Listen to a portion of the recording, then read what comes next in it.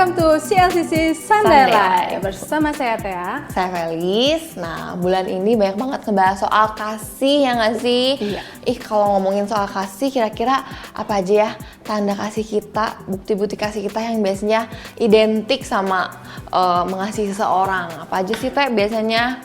Kalau kasih itu harus sabar. Harus sabar tuh. Kasih itu harus berkorban dong. Pengorbanan ya berarti ya.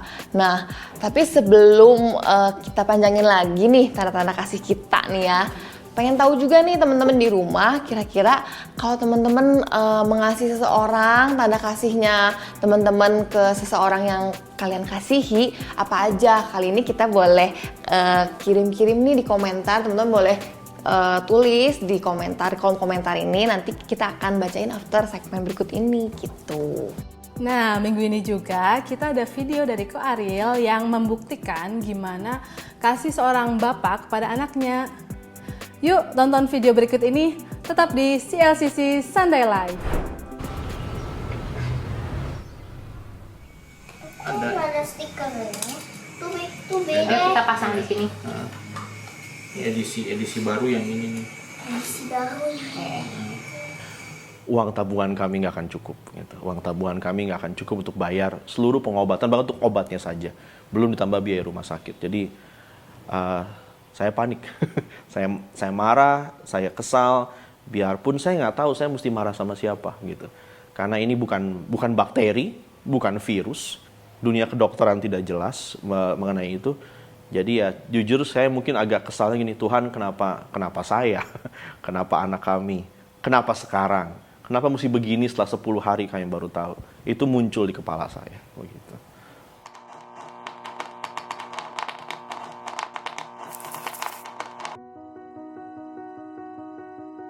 Saya punya anak namanya Ben, umur 5 tahun.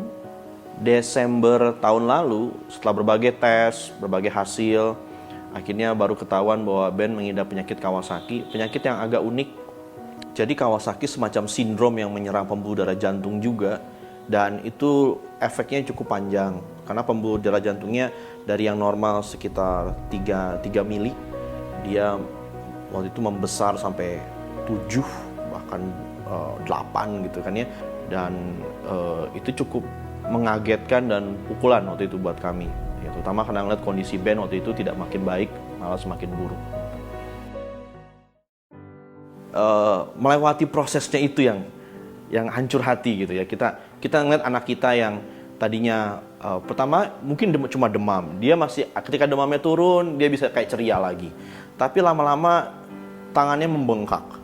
Lalu yang sampai dia memegang barang pun udah sulit. Lalu melihat bagaimana dia mengeluh karena dia kalau dia mau bergerak, mau ke WC, mau jalan, kakinya sakit sekali, dia bilang. Ya, sampai dia nangis karena itu. Dan ternyata obatnya cukup mahal ya, ya jutaan lah, bahkan untuk satu botol kecil gitu. Dan ternyata Ben butuh 18 botol yang uang tabungan kami nggak akan cukup. Gitu. Uang tabungan kami nggak akan cukup untuk bayar seluruh pengobatan, bahkan untuk obatnya saja. Belum ditambah biaya rumah sakit. Jadi saya panik. saya marah, saya kesal. Biarpun saya nggak tahu saya mesti marah sama siapa gitu. Yang sedih melihat bagaimana Ben bertanya kapan sembuh. Kan saya udah sembuh, padahal dia belum gitu. Mungkin dia udah lihat kami berkali-kali nangis di depan dia gitu ya. Dan istri saya pernah ngalamin hal-hal berat, saya pernah ngalamin hal-hal berat, tapi ini yang paling berat gitu. Syukurnya memang puji Tuhan akal sehatnya masih jalan juga, jadi kami bisa kami ngobrol, kami doa, dan memang saat seperti ini kalau kita nggak kerjasama saat seperti itu, kita pegangan kuat-kuat sama Tuhan bareng-bareng. Sebab kalau cuma satu, terus terang aja sulit. Kita aja udah susah ngangkat iman kita sendiri, apalagi kita mesti kuatin iman orang lain. Jadi ketika bersama-sama, bahkan dua orang yang mengaku lemah sekalipun, kami lemah, kami nggak kuat, kami bahkan mungkin mengalami ketidakpercayaan. Tapi ketika dua-duanya bisa berseru bareng-bareng sama Tuhan, kita dikasih kekuatan luar biasa. puji Tuhan, teman-teman khususnya dari home, teman-teman home saya berkunjung, dan saya juga dapat pertolongan dari orang-orang yang bahkan saya baru pernah ketemu sekali, cuma sekali mungkin pernah berkunjung ke home mereka atau mengajar di kelas dan kenalan sama orang ini. Tapi kemudian teman-teman datang dan juga memberikan support dana kepada kami, sehingga akhirnya pengobatan itu selesai gitu ya. Setelah kami hitung, kami bahkan tidak boleh dibilang tidak mengeluarkan uang sepeser pun dari tabungan untuk mengcover seluruh biaya rumah sakit gitu. Sudah tercover. Yang mereka juga bilang puji Tuhan. Puji Tuhan, itu pertolongan Tuhan banget.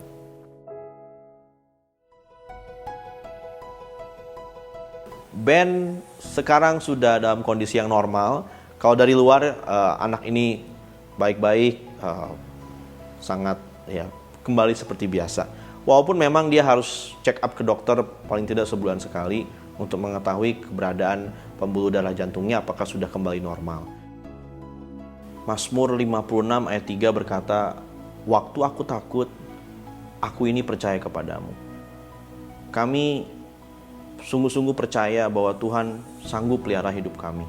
Dan harapan kami juga, siapapun Anda ketika Anda mengalami kehidupan yang juga kadang bikin takut, bikin kita frustrasi, bahkan mungkin marah sekalipun gitu ya, bahwa percayalah pada Tuhan, percaya pada pemeliharaannya, bahwa Tuhan sanggup mengerjakan segala sesuatu, menggunakan segala macam peristiwa dan keadaan untuk kemuliaannya gitu, untuk kemuliaannya.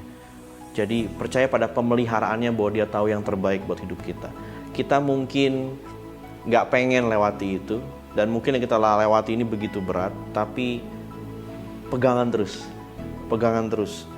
pegangan sama Tuhan, pegangan sama orang-orang terdekat kita, kuatkan bareng-bareng, jangan bertengkar, jangan menyalahkan siapapun, jangan bersungut-sungut, jangan marah-marah, ya gitu.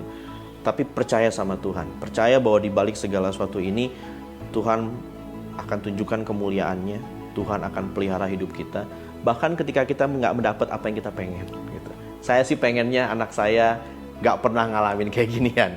Siapa sih orang tua yang pengen anaknya 2 minggu di rumah sakit, penyakit langka lagi. Tapi kami terima dengan senang hati, dengan sukarela. Kenapa? Karena Tuhan juga udah bikin jauh lebih baik, lebih besar daripada apa yang kami bisa beri juga sama Tuhan.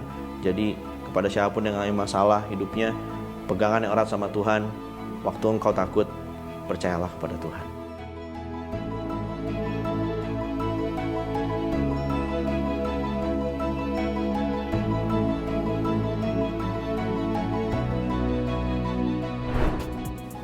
Wow, ternyata udah ada nih beberapa teman-teman kita yang komen nih, Fer. Apa aja ya jawabannya kira-kira? Nah, ada yang bilang kasih itu mau berkorban. Korban ya. Ada yang bilang kasih itu mau memberi. Memberi juga Ada yang kasih. bilang juga kasih mau mengampuni, Fer. Mengampuni, ya Nah, benar kalau juga. Felis gimana nih? Kalau menurut aku sebenarnya salah satu bentuk kasih juga kalau kita saling mengalah, Teh. Sebenarnya kita saling mengalah tuh, even kita salah atau benar. Kalau mengalah juga menurut aku merupakan tanda bukti kasih kita, apalagi buat orang yang kita kasihi gitu.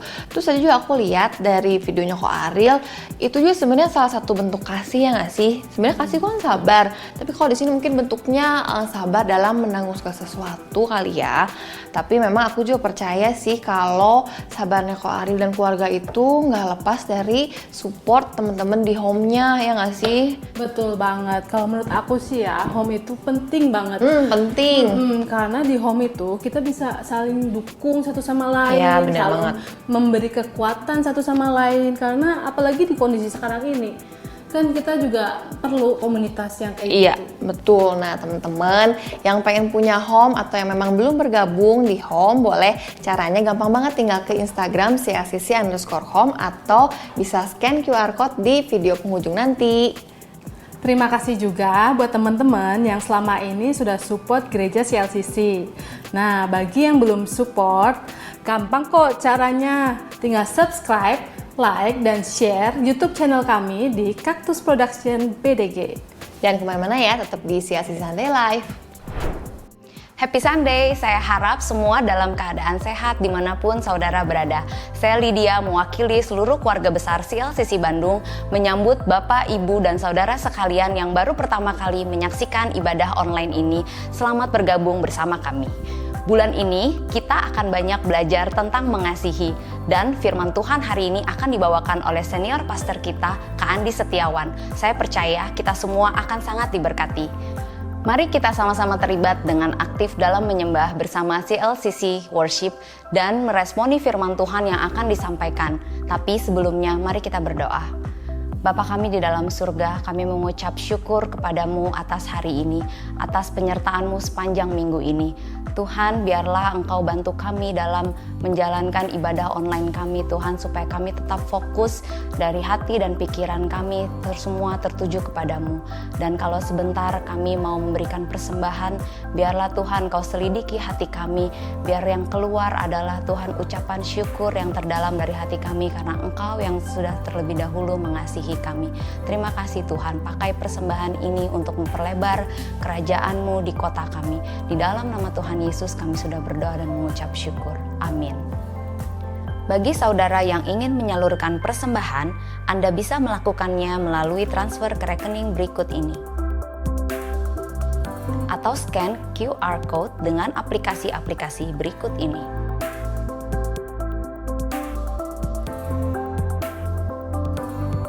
Saudara, selamat mengikuti CLCC Sunday Live hari ini. God bless you. Kau kekuatanku, penopang hidupku, panci keselamatan. Kau buktikan kasih setiamu, benteng hidupku. Tak akan ku takut, sebab ku tahu Kau besertaku. Yesus, jaminan hidupku.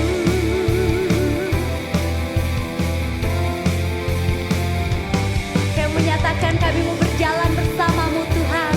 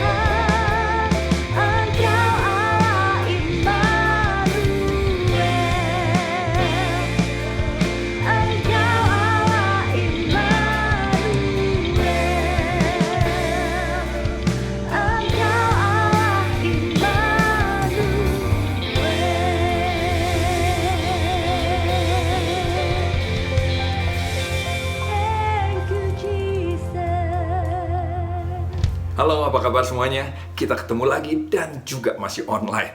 Saya berdoa walaupun melewati masa-masa seperti ini, Tuhan memberikan kekuatan buat kita semua untuk kita bertumbuh, kreatif, dan tampil sebagai pemenang. Bukan cuma itu, saya berdoa supaya Tuhan juga semakin membuat hal-hal yang penting, yang esensi, itu betul-betul tertanam kuat dalam kita dan bertumbuh. Sehingga kita nggak terjebak sama program-program yang tidak perlu, tapi kita fokus sama pengenalan akan Tuhan dan benar-benar hidup sebagai anak-anak Allah. Nggak kerasa CLCC udah ulang tahun yang ke-6.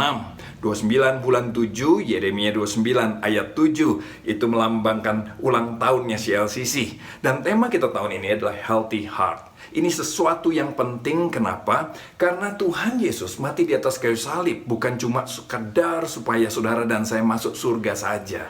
Kalau cuma mau itu, ya begitu terima Yesus kita langsung masuk surga aja kan. Tapi Tuhan mau kita punya hidup dan mempunyai hidup dalam segala kelimpahannya. Bukan bicara kaya raya atau jadi konglomerat. Bisa aja ada yang begitu, tapi tidak semua dipanggil seperti itu. Tapi yang Tuhan mau adalah gini, hidup kita berkemenangan. Bukan sekedar hidup yang biasa-biasa saja. Dan itu harus dimulai dari healthy heart. Hati yang sehat. Nah, ciri hati yang sehat salah satunya adalah gini, kita mampu mengasihi orang lain seperti mengasihi diri kita sendiri. Kita mampu mengasihi sesama kita mampu mengasihi masyarakat di kota di mana Tuhan tempatkan seperti kita mengasihi diri kita sendiri. Nah, saya kemarin lihat sebuah lukisan bagus. Lukisannya judulnya The Sinking of the Titanic. Yang melukis Willie Stower. Coba saudara lihat lukisan ini, ya kan? Sebuah lukisan yang terkenal, sebuah lukisan yang luar biasa menggambarkan tenggelamnya kapal Titanic.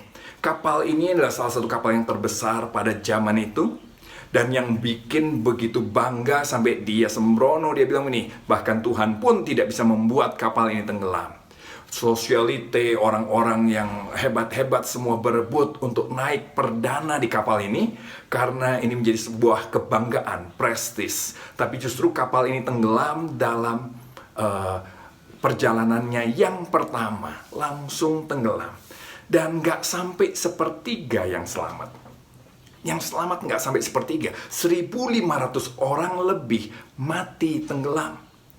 Nah, tapi kalau sudah perhatikan lukisan ini, yang menarik buat saya adalah justru pesan utamanya. Sudah tahu pesan utamanya apa? Pesan utamanya ada di bagian depan dari lukisan ini, di tengah-tengahnya. Nah, ini dia. Di situ digambarkan ada seorang ibu, seorang wanita, dan seorang yang lain yang pakai dayung sedang berusaha menolong dua orang lain di sekitar mereka yang tenggelam. Mereka sedang punya masalah, tapi mereka coba menolong orang lain. Dan ini adalah pesan utama dari lukisan itu. Titanic, kekacauan yang ada, semua itu cuma background. Cuma jadi background dari lukisan ini. Tapi message yang mau disampaikan adalah gini. Apapun yang terjadi, sekacau apapun hidup kita, tetap masih ada orang yang mau memikirkan orang lain. Tetap masih ada orang yang mau saling membantu di tengah masa-masa seperti itu. Dan bukankah hal ini kekacauan, orang mati di sana-sini, orang membutuhkan pertolongan, itu terjadi di sekitar kita hari ini. Nggak usah jauh-jauh. Di kota kita saja, di kota kita. Orang begitu banyak sedang menuju pada kebinasaan. Bukan sekedar mati tenggelam, tapi betul-betul binasa kekal. Nah, kalau saudara dan saya melihat ini semua, menyadari apa yang kita buat. Ada banyak orang melihat orang mati secara rohani dan mereka akan binasa selama-lamanya. Tapi mereka tetap tenang-tenang saja. Kita lihat orang-orang tenggelam, kacau balau, kita sibuk menikmati musik, ya kan? Bahkan mungkin musik rohani. Kita sibuk menikmati khotbah-khotbah yang bagus, dihibur, dikuatkan. Tapi kita tidak terpikir untuk menolong orang-orang yang tenggelam, yang memati secara kekal di sekitar kita. Amsal 4 ayat 2-3 bilang ini, jagalah hatimu dengan segala kewaspadaan, karena dari situ terpancar kehidupan. Matius 22 ayat 39 bilang ini, dan hukum yang kedua yang sama dengan itu, sama dengan hukum yang pertama yaitu mengasihi Allah, adalah kasihi sesamamu manusia seperti dirimu sendiri. Nah, saudara, kalau kita melihat sikap kita terhadap masyarakat di kota kita, masyarakat di sekitar kita yang sedang chaos, yang sedang binasa, menuju kebinasaan kekal bahkan, sikap hidup yang keluar dari kita itu sebetulnya menunjukkan apa yang ada di hati saudara dan saya sebenarnya. Kita bisa kayak orang yang baik, kayak orang yang mengasihi Tuhan, mencintai Tuhan, tapi sebetulnya hati kita penuh dengan keegoisan dan ketidakpedulian. Orang yang mempunyai healthy heart akan mampu mengasihi orang lain seperti dia mengasihi dirinya sendiri. Dan sebetulnya itulah tujuan Tuhan membangun gerejanya dari sejak awal. Di balik tentunya semua penyimpangan yang terjadi yang bikin malu, tapi sebetulnya tujuan Tuhan adalah menjadi kapal yang membawa keselamatan, membagikan keselamatan buat banyak orang yang sedang tenggelam di dunia ini. Yuk kita pelajari sama-sama apa sih rencana Tuhan, apa sih hati Tuhan sebetulnya kepada saudara dan saya. Matius 16 ayat 13-18 bilang begini. Setelah Yesus tiba di daerah Kaisarea Filipi, dia bertanya pada murid-muridnya, kata orang, siapa anak manusia itu? Jawab mereka, ada yang bilang Yohanes Pembaptis, ada yang bilang Elia, ada pula yang mengatakan Yeremia atau salah seorang dari para nabi.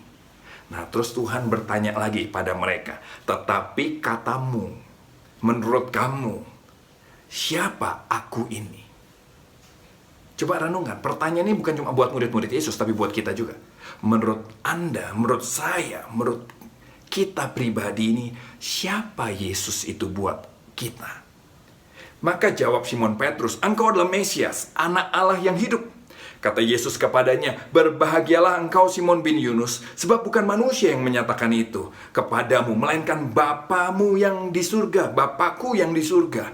Dengan kata lain Tuhan mau bilang ini, kalau saudara dan saya bisa percaya sama Yesus sebagai Tuhan, itu bukan karena kita mampu, tapi sebetulnya Tuhan yang menganugerahkannya kepada kita. Ayat berikutnya bilang ini, dan aku pun berkata kepadamu, engkau adalah Petrus, dan di atas batu karang ini, di atas pengenalan akan Tuhan yang benar ini, aku akan mendirikan jemaatku. Kata jemaat di sini dipakai kata eklesia, jadi aku akan mendirikan eklesiaku, dan alam maut tidak akan menguasainya. Nah, untuk saudara dan saya mengerti apa sih hati Tuhan sebetulnya terhadap kita. Apa sih hati Tuhan dengan membangun gerejanya di dunia ini? Maka kita harus memperhatikan apa yang Tuhan Yesus katakan. Di atas batu karang ini aku akan mendirikan eklesiaku. Apa sih eklesia? Eklesia itu dari dua kata, ek dan kaleo, yang artinya ini, dipanggil keluar. Jadi eklesia itu adalah orang-orang yang dipanggil keluar. Itu terjemahannya. Eklesia saat itu adalah kumpulan yang sangat populer. Kenapa? Karena eklesia adalah kumpulan dari orang-orang penting, orang-orang yang punya pengaruh yang dipanggil keluar. Untuk apa? Untuk rapat dan menentukan, menyelesaikan masalah-masalah yang terjadi di kota mereka. Makanya ini sangat bergengsi, karena inilah leaders, inilah pemimpin-pemimpin, inilah orang-orang yang keputusan mereka akan menentukan nasib kotanya. Ini eklesia adalah lembaga yang ada pada zaman Yunani kuno. Dan tidak semua orang diundang ke sana. Ya kan? Makanya sangat bergengsi. Jadi, eklesia itu selalu berarti. Jangan dirubah, please. Eklesia selalu berarti sekumpulan orang yang dipanggil berkumpul untuk sebuah tujuan, yaitu menentukan keputusan atas kotanya. Dan kalau saudara merasa, wow, jadi hanya orang-orang hebat, orang-orang pilihan ya yang dipanggil di situ, Alkitab bilang, saudara dan saya lah orang-orang pilihannya Tuhan. Kitalah orang-orang penting yang Tuhan pilih untuk dipanggil keluar, untuk menyatakan kemuliaannya. 1 Petrus 2 ayat 9 mengatakan begini, tapi kamulah bangsa yang terpilih.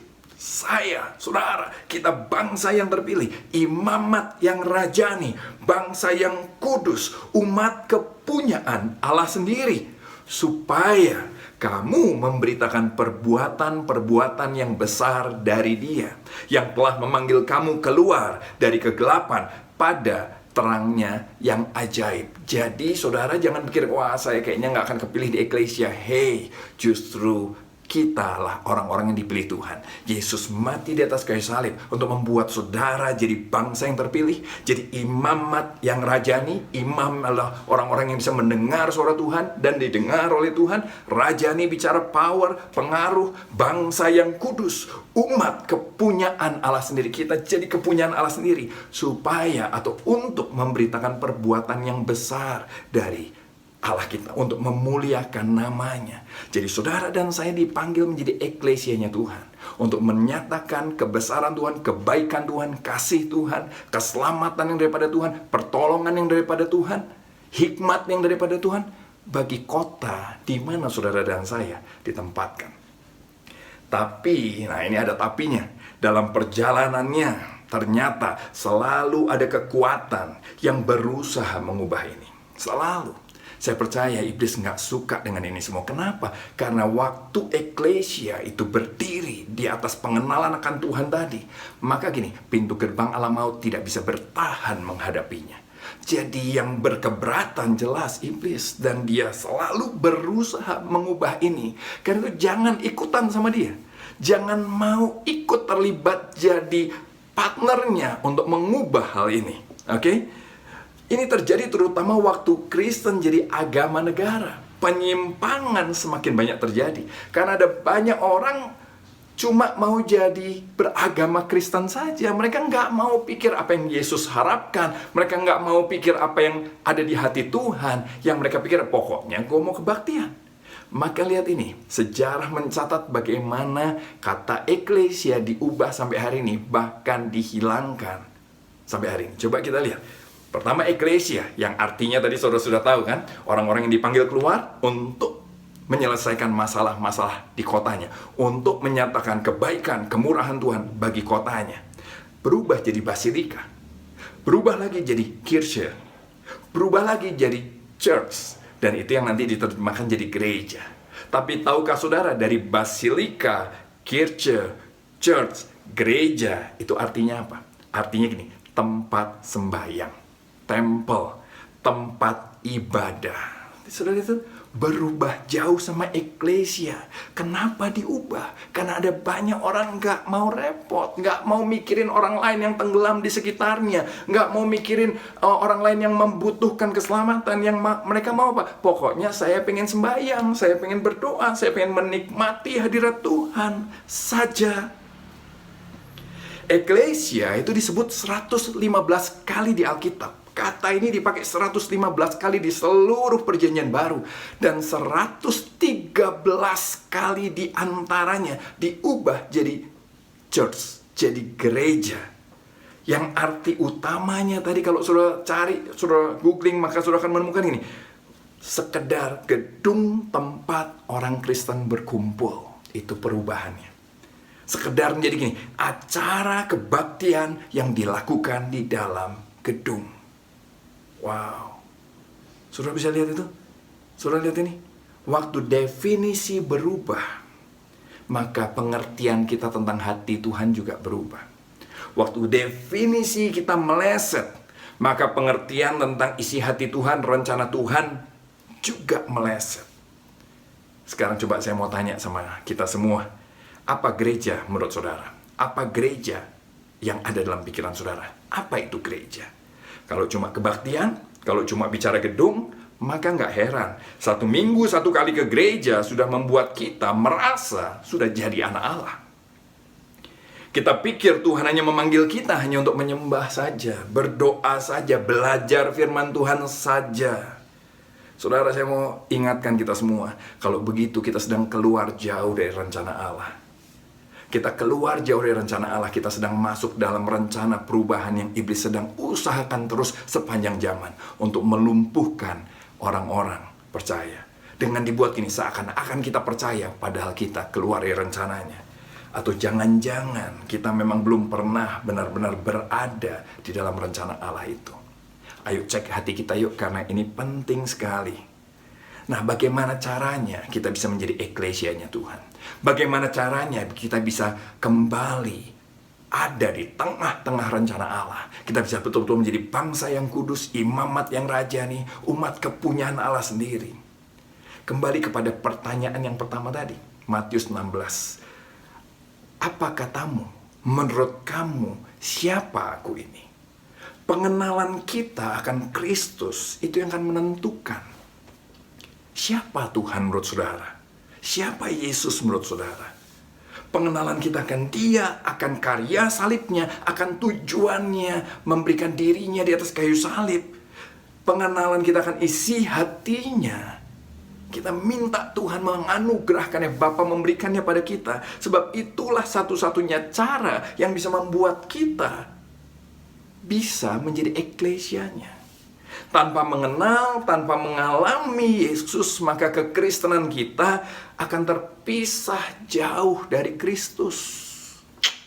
Cuma agama. Makanya saudara tidak usah heran gini, ada banyak gereja menyimpang, ada banyak orang Kristen menyimpang. Kenapa? Karena tanpa mengenal Yesus, tanpa mengalami Yesus, maka kekristenan kita akan terpisah jauh dari Kristus. Kekristenan cuma jadi agama. Gak beda sama yang lain. Karena itulah pertanyaan ini penting. Menurut kamu, siapa aku? Saya mau saudara merenungkan ini betul-betul di tempat saudara masing-masing. Menurut saudara, siapa Yesus itu? Dan kalau saudara dan saya bisa mengenal Yesus dengan benar, ayat berikutnya bilang ini, di atas batu karang ini, di atas pengenalan kita yang benar tentang Kristus ini, aku, kata Tuhan, akan mendirikan jemaatku, akan mendirikan eklesiaku, dan alam maut, atau pintu gerbang alam maut, tidak akan bisa bertahan terhadapnya. Powerful, luar biasa. Nah, kalau saudara sudah mengerti ini semua, langkah praktis apa yang bisa kita lakukan? Apa langkah praktis yang kita bisa lakukan? Saudara, dalam hidup ini, ada yang menyatakan bahwa begini, ada 7 area yang sangat mempengaruhi kehidupan masyarakat di mana kita ada. Termasuk di kota kita. 7 area yang kalau 7-7-nya ini bisa diperhatikan dengan baik, maka masyarakat akan bertumbuh dengan baik. Kalau 7-7-nya tertinggal, masyarakat akan tertinggal. Kalau 7-7-nya kita bisa berkati, maka masyarakat akan diberkati. Apa itu? Art, entertainment, juga sport di dalamnya. Ini yang pertama. Yang kedua, business. Yang ketiga, pendidikan. Yang keempat, family. Yang kelima, politik. Yang keenam, media. Yang ketujuh, kerohanian. Nah, 7 area ini adalah area di mana kalau kita sebagai eklesia Tuhan mau terjun, mau memperhatikan, mau jadi berkat di sana, mau menyatakan kebaikan Tuhan di sana, maka masyarakat di sekitar kita akan diberkati. Masyarakat di sekitar kita akan bertumbuh, akan dibangun, akan menikmati kasih Tuhan. Itu seperti kapal skoci tadi yang sedang menolong kiri kanannya. Dan saya percaya oleh kekuatan Allah akan ada banyak orang yang bisa ditolong lewat hidup kita. Karena kita menjadi partnernya Allah, kepanjangan tangannya Tuhan. Kita menyatakan kemuliaan Tuhan. Nah, kalau sudah mengerti 7 area ini, apa yang harus kita buat? Yang pertama, kenali di mana Tuhan menempatkan kita dan memanggil kita. Ini pasti ditandai dengan gini, kemampuan yang Tuhan berikan di dalam diri kita dan passion yang ada di hati kita. Dua-duanya akan mengarahkan kita pada area di mana Tuhan memanggil dan menempatkan kita. Yang kedua, suruh mulai gini, yuk kenali siapa orang-orang yang Tuhan mau untuk kita layani. Karena hati Tuhan tidak pernah tertuju pada programnya. Hati Tuhan tidak pernah tertuju pada kegiatannya. Hati Tuhan tidak pernah tertuju pada kemasannya, packagingnya. Hati Tuhan tertuju pada manusianya. Tuhan datang untuk menyelamatkan manusia, orangnya, orang-orang yang Dia kasihi. Yuk kenali siapa orang-orang yang saudara dan saya dipanggil untuk layani. Siapa? Gak penting jumlah, tapi siapa? Siapa? Karena Tuhan mencari manusia. Yang ketiga, yuk mulai melangkah yuk. Mulai melangkah dan kembangin diri dalam hal itu.